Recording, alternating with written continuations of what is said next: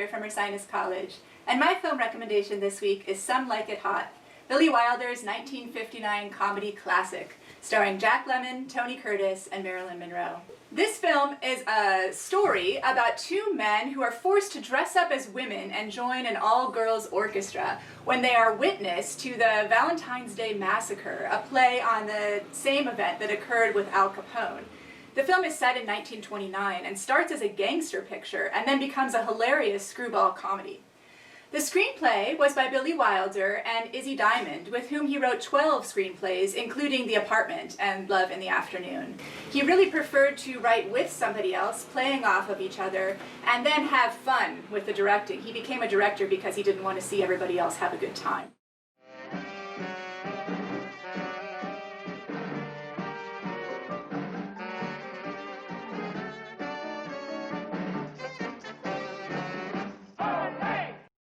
The film also features incredible music by Adolf Deutsch, who writes the background music for this movie, and a number of songs, including I Want to Be Loved by You, one of Marilyn Monroe's most famous numbers, which is actually from 1928, and made famous there by Helen Kane, who was the inspiration for Betty Boop, which you can probably recognize.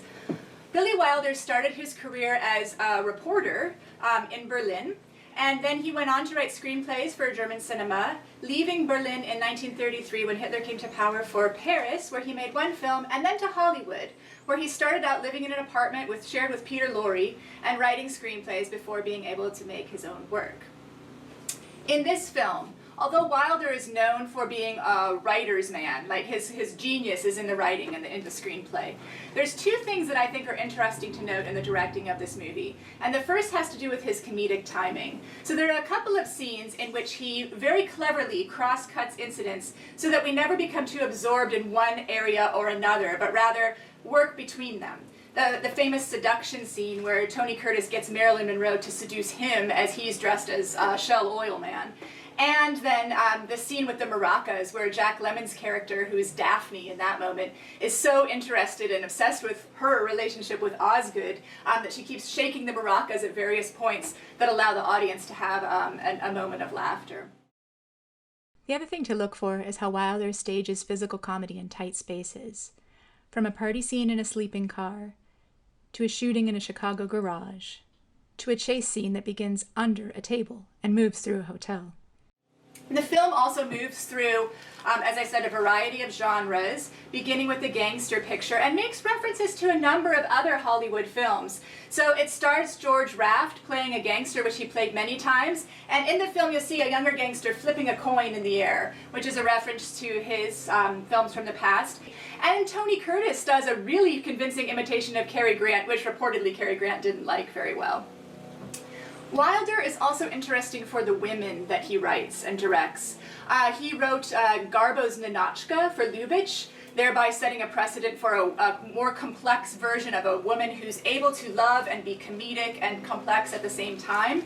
He wrote Sugar Puss O'Shea for Howard Hawks's Ball of Fire, another representation of Barbara Stanwyck really being able to explore her comedic genius in that movie. And here his character of Sugar, played by Marilyn Monroe, joins that pack. Marilyn Monroe famously had difficulty doing her part. She had to take many takes of many of her lines, sometimes as many as 40 or 50 takes of a single line. But when you look at the result on the film, it's just incredible the kind of person and actress that she was and what Wilder was able to get out of her performance in this movie.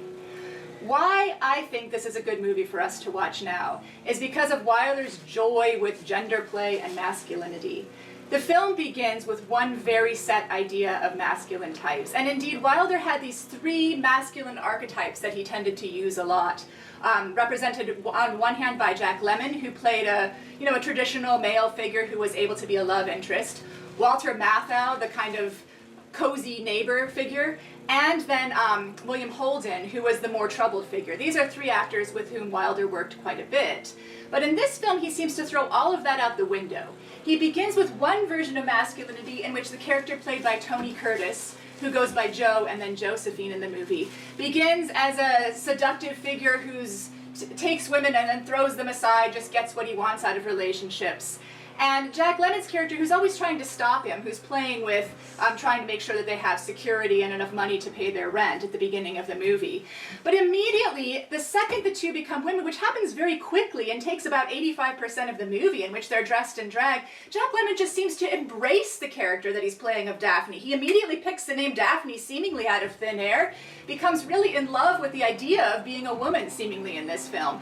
And the film doesn't punish him and his partner for doing this. That's what made the film so shocking in 1959, and is one of the reasons why it did not get a production code seal of approval. It's also one of the reasons why my students today continue to love this movie and be rather surprised by its optimism and gender play.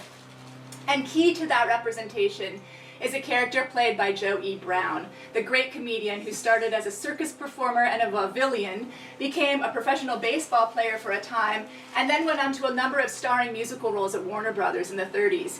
You'll recognize him. He has this incredible elastic smile, and he plays a millionaire who goes by Osgood in the movie. His straight-face response to Jack Lemmon's lines make this picture so wonderful. And the final line of this movie, which is one of the best final lines of any Hollywood film, will make you really understand why. That line, incidentally, was supposedly temporary. Diamond suggested it, and he and Wilder threw it in the picture, fully intending to change it with something better later, only crowds loved it so much that they left it in place. In addition to the great last line, the film has a great title, Some Like It Hot. This is referring to either the sweet or the hot jazz of the 1920s. And talking about this line, Tony Curtis once said, "It's a wonderful part of the picture, and it's what they were going for, because it means that everybody can be more than one thing. They can be sweet sometimes and hot at other times. We can like some things at one time and like other things at other times." And it goes to the play of identity that really moves through this picture and makes it such fun even all these years later. So I hope that you'll join Andrew Douglas and I to discuss it on Monday night, and we'll have a good time. Thanks.